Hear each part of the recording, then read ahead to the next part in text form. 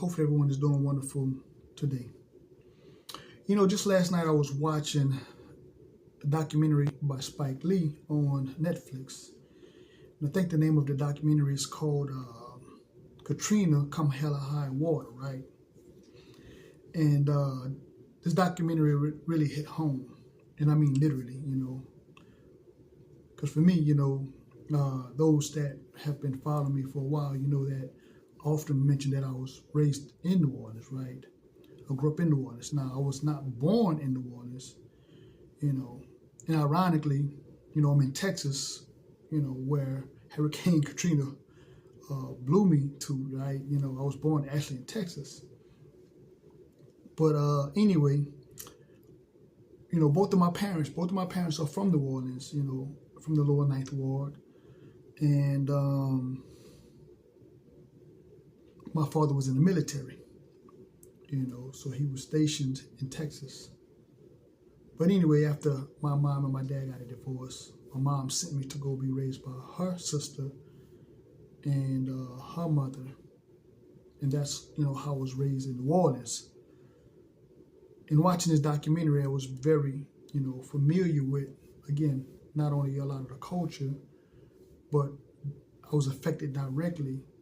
It was a direct impact on me because of, my upbringing in New Orleans, especially in the lower Ninth Ward. Seeing all that devastation after, being away for many years and then going back and looking at the devastation. It was very, very humbling and very sad in many aspects. But leading up to Hurricane Katrina, right, for me, I was going through a lot of personal stuff. And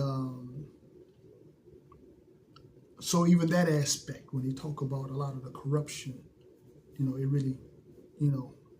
really, again, hit home.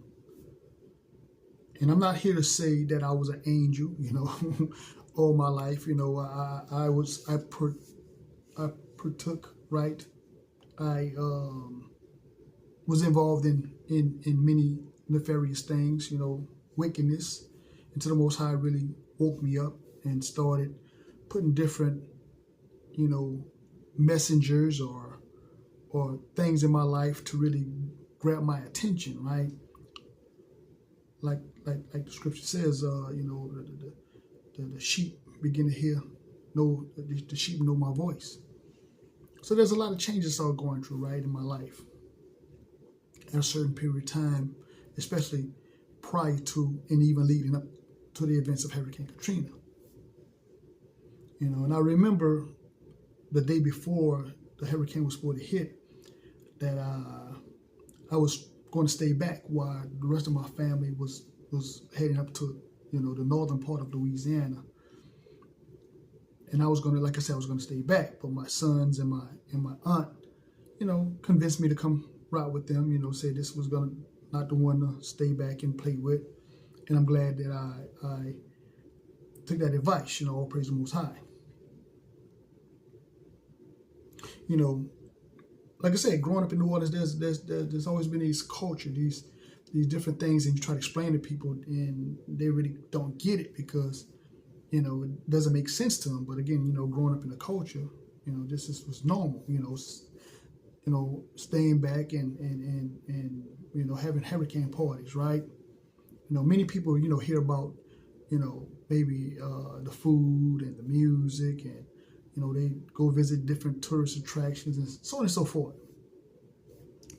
But again, a lot of people don't, there's a part of New Orleans that if you're not from there, you just don't really understand. Excuse me.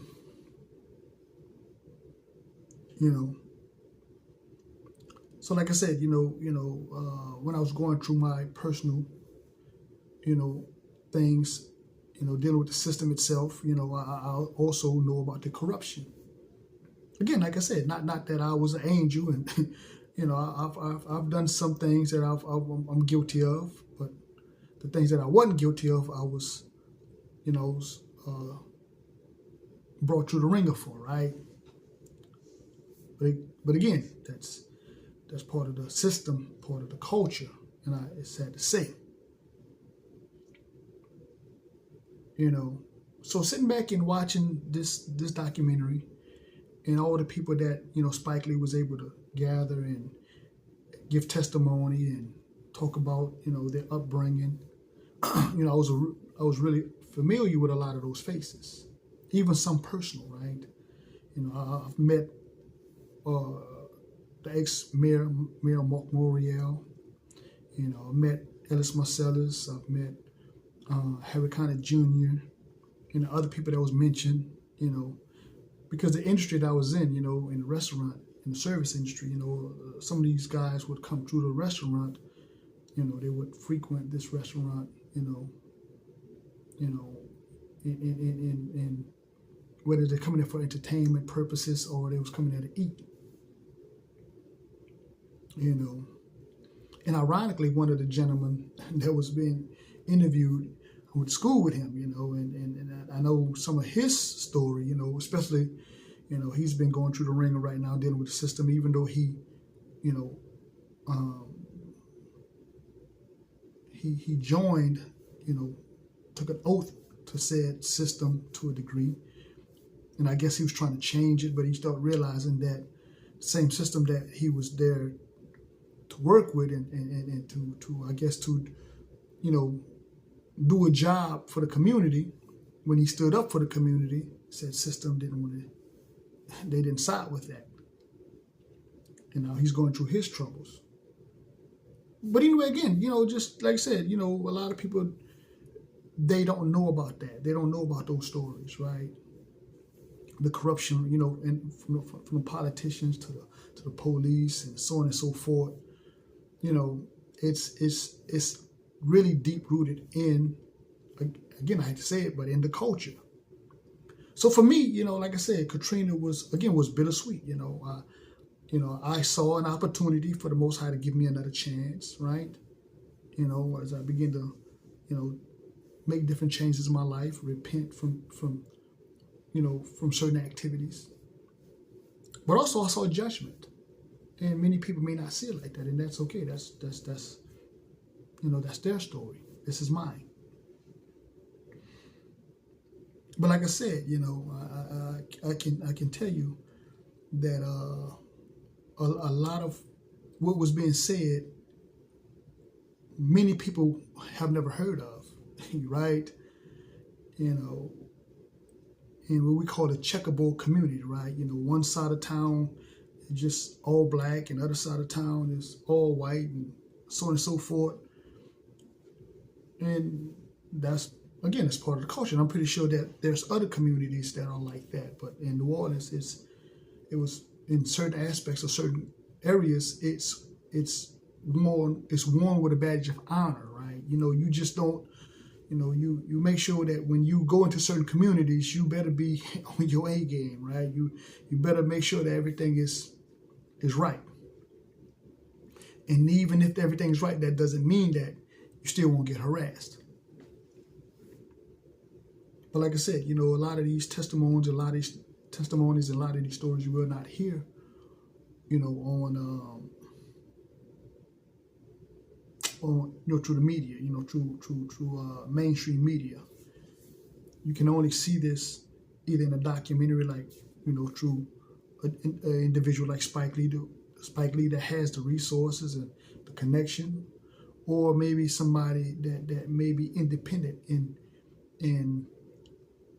again, with the blessing of the Most High, can get the information out. But as far as mainstream media and television, stuff like that, very, very, very, very rare, right, to have that kind of exposure. But anyway, like I say, you know, dealing with the culture made me also think about the last time I went to New Orleans. I brought my wife, and we went up there. We really went up there. I was going to visit some family and, you know, friends, and I was going to go, you know, fishing with my uncle. And when I left to go fishing with my uncle, my wife, when I got back, my wife told me the story that my aunt told her, which was, my aunt was telling my wife that be prepared for me not to come back home, you know, from fishing till the wee hours in the morning, you know what I'm saying, you know, So my wife, she just, kind of like blew it off like it was, she got to be joking, But once 1 o'clock came, now remember, mind you, that we left to go fishing like 4 or 5 o'clock that evening. So when 12 o'clock midnight came and I was not home or was not at the hotel, that kind of like made my wife think about the conversation she had with my aunt. And again, I got in about 3 or 4 o'clock the next, that morning. And my wife, she was relieved, but being that my aunt had that kind of conversation with her, had that dialogue with her, it put her at ease just a little bit.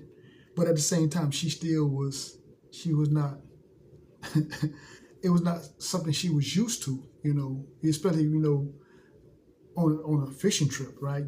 But those that know, you can go to the lakefront and you see people fishing all through the day, all through the night. This is just something that's again, natural in New Orleans. And I thought about many stories I've shared with, brothers and sisters that I've built relationships with, new family members, in this new journey. It's a lot, sharing my experiences growing up in New Orleans, famous faces that I've met, and sharing the culture, how the culture, and I'm pretty sure everybody, from whatever state, from whatever even country, you can speak about your culture and stuff like that, because that's just how cultures are.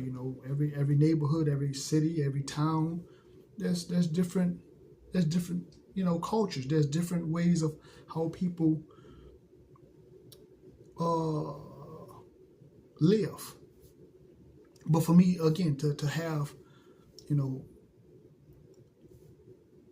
my community, after a tragic event like this, especially, to at least get some kind of recognition, especially when a lot of the people really are good people.